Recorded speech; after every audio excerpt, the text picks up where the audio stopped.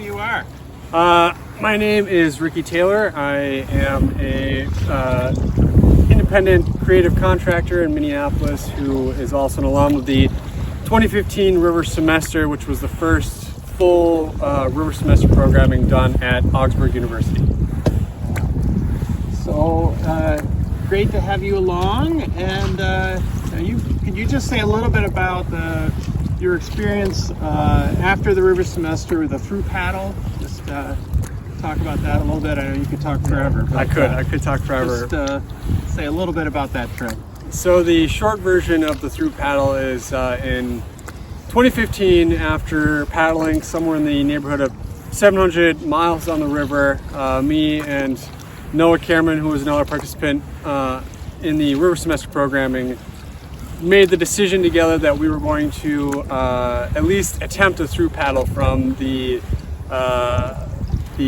very shallow and calm waters of Lake Itasca down to the Gulf of Mexico, which is somewhere in the area of 2,300 river miles through the heartland of America. And so it took us about 4 months, I think it was 115 days to get from water where it comes up to your ankles and you're dragging your boat through brush and you're getting lost in lakes to weaving between barges and the chemical corridor and seeing these ocean going vessels loaded to the brim with shipping containers, and being able to see every distinct stage of the river from kind of what I've classified as the upper Mississippi, which is really just untamed, to the upper Mississippi from Coon Rapids to St. Louis,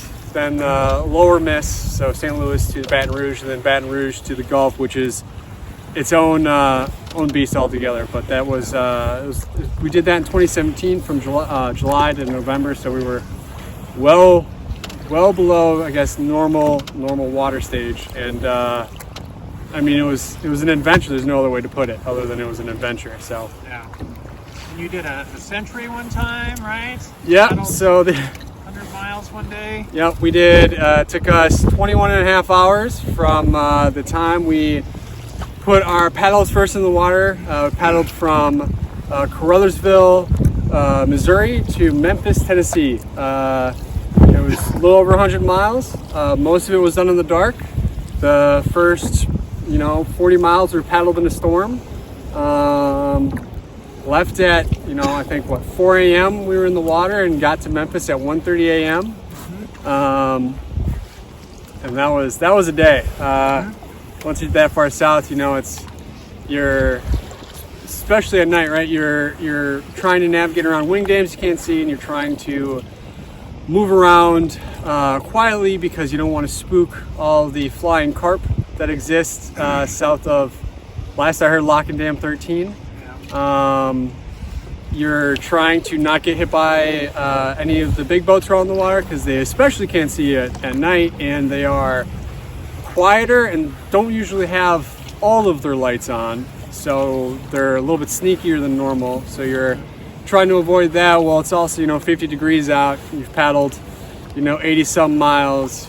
Memphis is the only reason why you're still going, and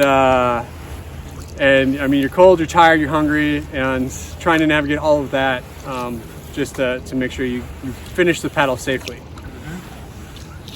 So what we talk about what we learned from the river as a teacher and that experience as a teacher, what would you say are a couple of takeaways from you from either the River Semester or that through paddle that you would say you wouldn't have gotten if you were doing a trip somewhere else? Like, what was it about being on the Mississippi that you found instructive or maybe shaped who you are now? There's a lot of things. Some of the big ones are, especially after the River Semester, I realized that not all learning, even academic learning, is best suited for the classroom. I've said it before and I'll say it again. I think I learned more I mean, environmentally, scientifically, academically, I learned more in that 3-month stretch on the river than I did while I was sitting in a classroom at Augsburg. And I've retained more, right? I get to, and, you know, even in the last few days, right, we started talking about the river with folks who are about to be coming out on the river, and I'm able to keep up with these conversations, right? And that's, you know, all formal education pertaining to the Mississippi I did in that 3-month stretch in 2015, right? And I can't remember what I had for lunch last week, and I'm retaining information from 5 years ago. And that was really specific to the river semester. I think the biggest takeaway from the river trip that I did in 2017 is the connection folks have because of the river, right? There were almost 2 universal truths I discovered while we were paddling, and it was, if you lived in a river town, if you lived in a Mississippi river town, at some point in time you thought about doing a through paddle. Because everywhere we stopped, everywhere we talked to, when we told folks what we were doing, the first thing they said was, we thought about doing that. I've thought about doing that. I've imagined doing that. I would love to do that. I would, you know, I've thought about quitting my job and running away and just putting a boat in the water, right? And I've met folks who've done that. And then the second thing is that folks in river towns are willing to go above and beyond to help out somebody on the river, right? There are complete strangers that, you know, we never met, we never talked to, right? And we're like 3 scruffy young 20-somethings, right? Just vagabonding through some town, right? And folks would offer us a ride, you know, because we've got 3 large bags of food on our back, right? And twice we had it happen where somebody offered us a place to stay because we were taking a break from the river or the weather wasn't great and they weren't home. We stayed in 2 folks' houses and we never met them. Wow. We had folks who would give us food. We had folks who would help us get from point A to B, who would offer, you know, supplies, food, gear, I mean, whatever they could. And there's just, you know, it was genuine human kindness, right? These folks had nothing. I mean, most of these folks, if they just kept, you know, driving, we never would have met them. But there were a lot of folks who stopped and would talk with us and, you know, help. And there's something about the Mississippi as this device to connect folks that I just you don't see it because there's a lot of access to the river. You know, it's and the river's very personable, right? Everybody's got a river story. And so there's a lot of connection to the river just personally with each of these folks, right? And no matter what river town you're in, no matter who you're talking to, right, you can find some common ground. I was trying to think of how to not put that so ironically, but you can find some common water, right, to talk about, because everybody's connected. And that's, I don't think, something I would have learned if I hadn't had that formal and informal education on the river. Yeah, and that just seems so important now at a time when there's so many disconnections around us. Yeah, that's cool. Do you have any thoughts or expectations about the trip coming up next week? I expect to be cold. I expect to be cold, but cold, yes. But no, it's been talked about, right? And it's and even that, like the cold as a device to talk about my experience around the river, right, is that it's and Joe talked a little bit about it, is the stripping away of the world as we understand it, right? It's a return to form or back to basics, right, is how I've always described it, is that on any given day, right, if you're running out of water, the only option you have is to paddle 20 miles to get water, right? If you are cold, the only option is to build a fire, right, or to start moving or to start paddling. And there's a lot of this kind of peripheral information in situations that I think folks deal with regularly. I know I deal with all the time.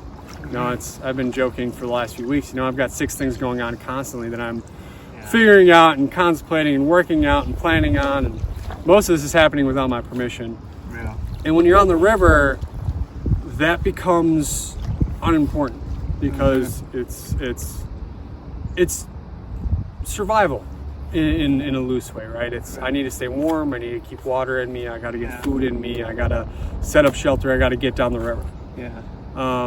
And you know, the cold, right? It's when you're properly prepared and properly suited, right? The cold is beyond manageable, right? Yeah. I deal with cold over wet any day. Yeah. But it's one of those things, right? That it's you know, doing your best to plan and prepare for those moments, right? Where it's going to be cold, it's going to be chilly, it's going to be windy. But at the same time, like it's when that is the problem, it's a really easy obstacle to overcome, right? And that is the only problem that you have to worry about at any point in time is like, I'm cold, I'm thirsty, I'm tired, I'm hungry, I'm wet. Yeah. Which is not something I've been able to find in an urban world or a societal world, right? That only happens on the river and it only happens in the outdoors and it only happens when this is the situation I'm in, right? Yeah. And that's my favorite thing about the river, I think. Yeah. Strips away all the kind of the extra, the artificial, boils it down to basics. Yeah. It's a nice way to live, and we don't get a lot of that. No, you can't really check your email super well. You can't be bugged. There are no Instagram notifications, no Facebook messages. It's quieter. Yeah. There's a sense of peace. Yeah. Good. All right. Well, I think that's a good note to end on. Yeah, that's a good note. Yeah. Feel good about that? Yeah. All right. Thanks. Oh, no problem. Yeah.